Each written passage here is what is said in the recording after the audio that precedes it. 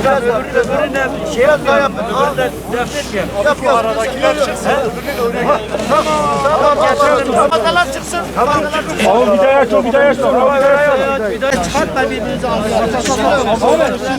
Nasip abi. Kaldır. Baba bunu al. Adam getir. Yavaş. Fazla da ağaçlar Tamam gel. Hadi. Ya çıkarmazsam çıkarın.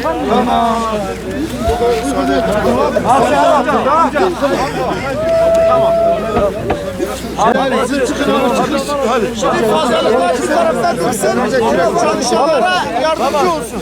Biriniz çıkın bir Şimdi bir daha kürekçiler çekilsin. Kaç tane kürekçi bu tarafa gelsin. Bu tarafa gelsin.